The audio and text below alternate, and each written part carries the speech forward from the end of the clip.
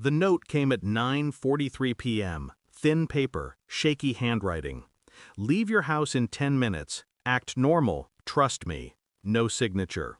I opened the door. My neighbor, Daniel, stood outside, eyes wide, face pale. He grabbed my arm.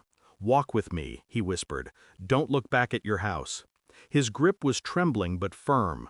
We walked 3 blocks, silent except for the sound of our shoes against wet pavement. Then came the sirens. I turned. Against Daniel's warning, my house, my life, was engulfed in fire. Windows bursting, flames licking out like tongues of accusation. He didn't say a word, neither did I. But something inside me, something buried and patient, started breathing again. Because I knew that fire wasn't an accident.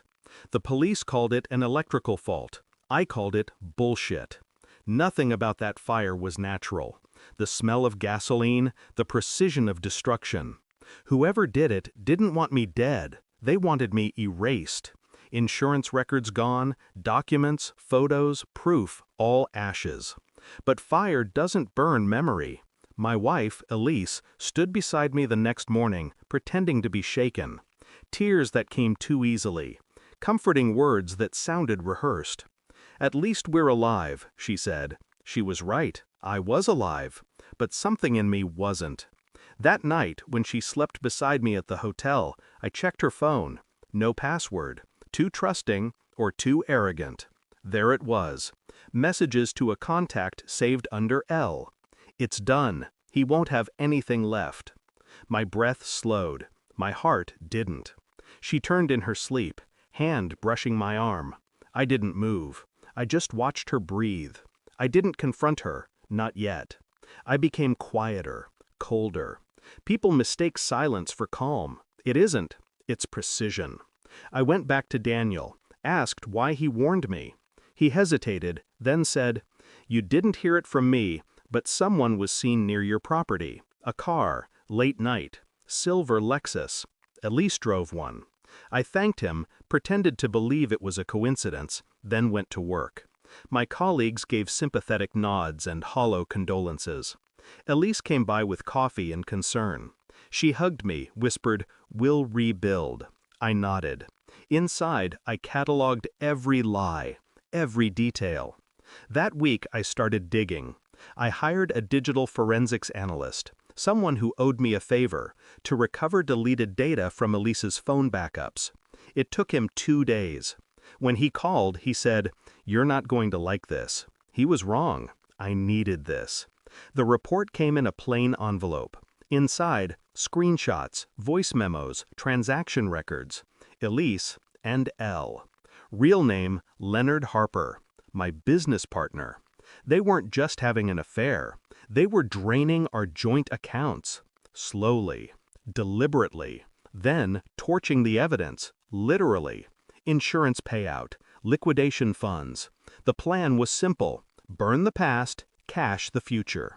I sat there for an hour, reading, listening, watching their laughter recorded in snippets of audio.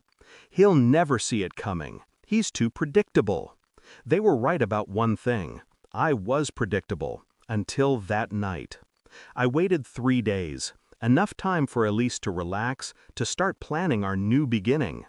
We met at the insurance office. Leonard was there, playing the part of the supportive partner. Elise wore black, appropriate. I handed her a small drive.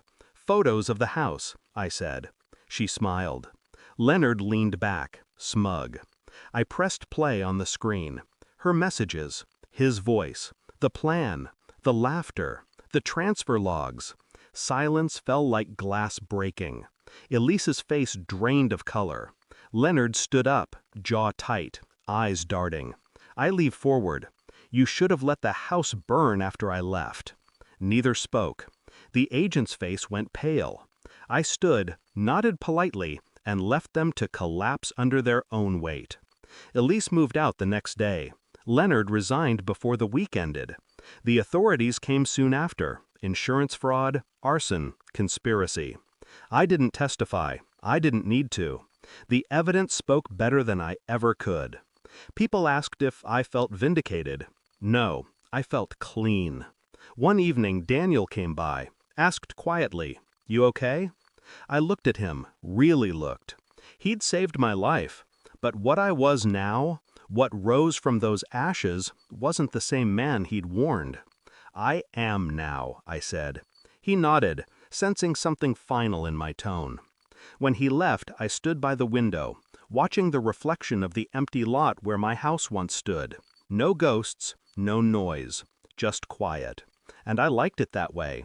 They burned my home to erase me, but all they did was set me free. Thanks for watching. Don't forget to like, share, and comment. Subscribe now to Cheating Stories Insight World for more amazing stories.